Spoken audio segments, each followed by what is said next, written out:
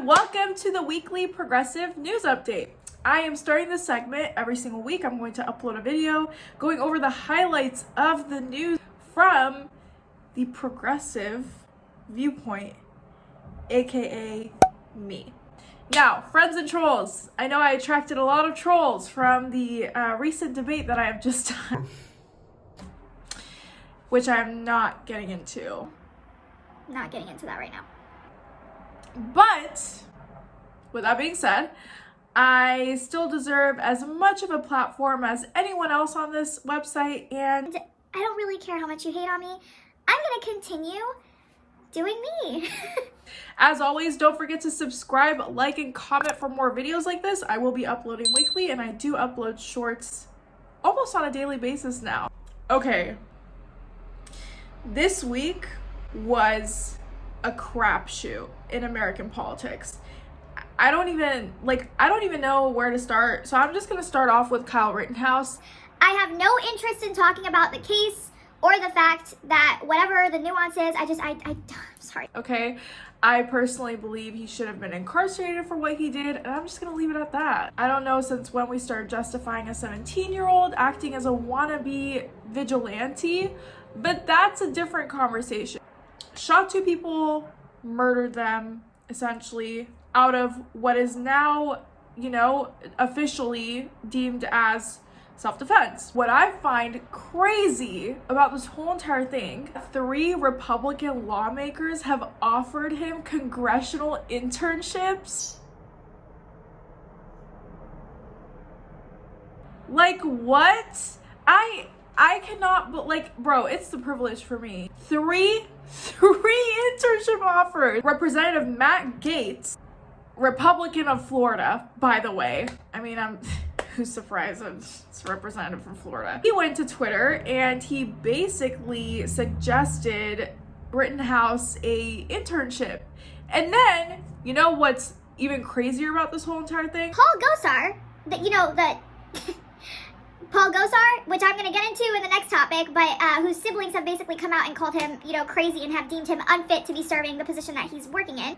He responded to Paul Gaetz and was basically like, hey, I'll arm wrestle you to have Kyle Rittenhouse as a congressional intern. I personally don't believe this would be happening if, number one, Kyle Rittenhouse was not a white boy. Let's just be real. Second of all, this man has murdered 2 people. They're arguing over Twitter to give him this, but oh my god, this whole entire thing is so mind-blowing to me. It's the privilege. It's literally the privilege. But anyways, going on to Paul Gosar, this man has been wilding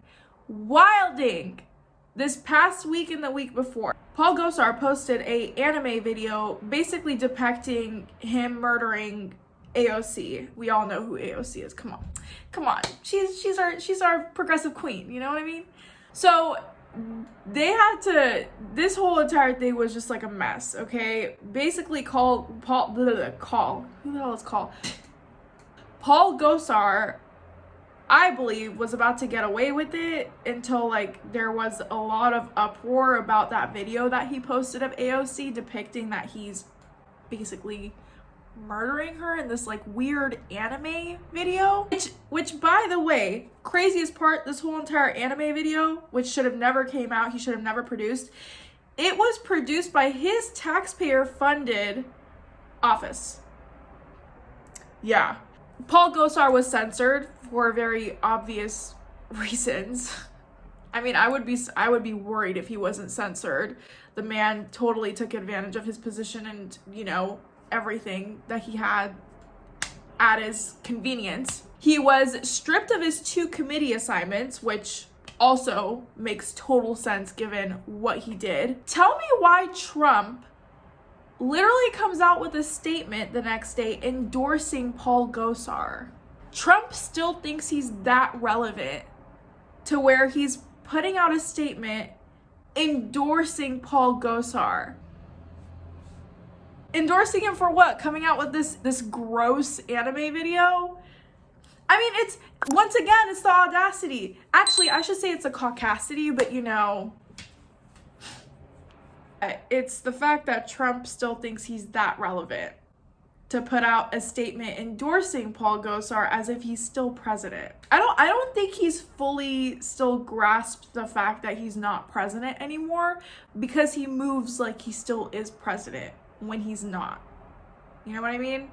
So in other news, Kevin McCarthy went on an 8.5-hour filibuster rant about the Build Back Better Act on the floor. Half the shit he was saying was anecdotal. It was ridiculous. I'm gonna clip a video right here so you guys can just watch what I'm talking about really quick. You're celebrating it when inflation is at a 31% height. Gas prices. Thanksgiving. A border that in a few months breaks every record of the last 3 years combined. Gas prices. Thanksgiving.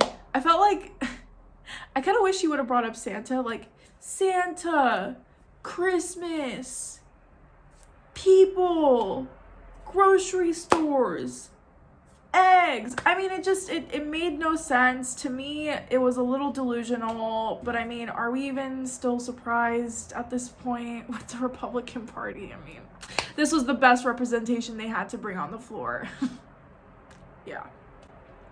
But some of the elements of the Build Back Better Act is lowering drug prices, paid family leave, affordable childcare, healthcare, and universal pre-K. I mean, I don't know. To each its own, I guess. I don't mind the fact that he's against it, It's the fact that he wasted 8.5 hours on that pointless filibuster. I mean, also, that's his right. That's also his right, He has the right to do that. But it was just it didn't really do anything. It didn't do much of anything, actually. If you missed it, don't worry. Consider yourself lucky.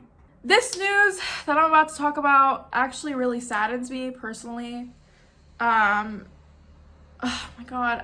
It's so sad to me. So Chesa Boudin, I hope I'm saying his last name properly. He is the first true progressive DA that was elected in San Francisco about 2 years ago, and he is a true progressive, and he's really like a hallmark in the progressive DA movement and getting them elected. And his election was very, very hard. Like he got the position very narrowly.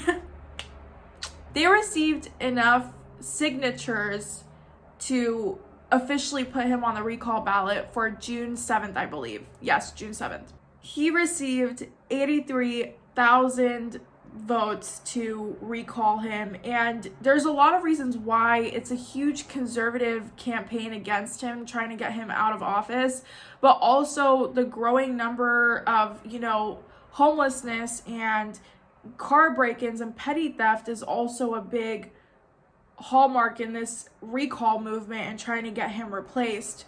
Now, personally speaking, homelessness has become an issue all across California, and so has petty theft. So I don't know. I don't know what he could really do differently than what he's done. I'm a huge supporter of his, and if you are to join me in helping him fight back on this recall, I will put all of the information down below so that we can make sure that he keeps his space in office. I really like him. And honestly, go read up about him. His past is crazy. I mean, this man really comes from struggle. And he his whole entire campaign was based off of reforming the whole entire system that we talk about and we're so critical about. And I don't know. This whole thing makes me so sad. Anyways, I'm going to put all the links down below if you want to donate to his campaign and or volunteer virtually, in person, whatever you prefer. Join me in helping him. I don't even know how many people are going to view this, but even if I entice one person to help, I guess that, it's better than nothing. Another thing that's going on is CVS versus Doe.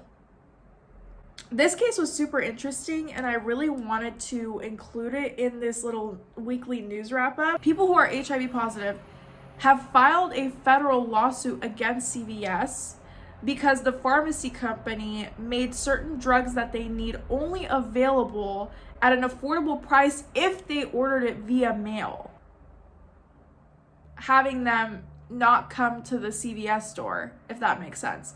they also stripped them the right of being able to see a pharmacist and being able to talk through the intake of their medication in that process. The Supreme Court has agreed to hear it. The ACLU, the American Association of People with Disabilities, and other organizations have filed an amicus brief urging the Supreme Court to reject CVS's argument in the fact that they believe that they're not guilty in doing this. So CVS versus Doe, that's gonna go to the Supreme Court soon. Super interesting. I'll keep y'all updated on any news I hear about that. Democrats are super worried right now that they are going to lose the white swing voters in 2022. So there was a survey done. Basically, they did a targeted group research and they found that the voters within Virginia that swung back to Republican still support Democratic policies. They feel more connected to the Republican cultural value. I'm assuming they were talking about CRT and being opposed to the teaching of CRT, but policy-wise, they still side with Democrats. Culturally, though, they side with Republicans more. I feel like Democrats are really going to have to work on pushing different messaging when they do run, and centrist Democrats just don't work anymore. We need people that are vocal, that can take stances, and that can promise that they will continue to fight for the stances that they take. But it's just very interesting to me that this cultural aspect was able to make a lot of these swing white voters switch to Republican rather than voting Democrat and keeping a Democrat. Young progressives are warning that Democrats are basically going to lose grip of their vote if they don't start acting on the promises that they've made. The young voters who turned out in numbers in a very high turnout rate for Joe Biden and voted for Joe Biden, they are now warning that if Biden and other Democrats, especially House and Senate, if they don't act on the issues that are important towards young progressives, they risk alienating that demographic completely. And I totally agree, I understand. Although I do think that there is a caveat in this. We always knew that Joe Biden is not a progressive. He never claimed to be a progressive.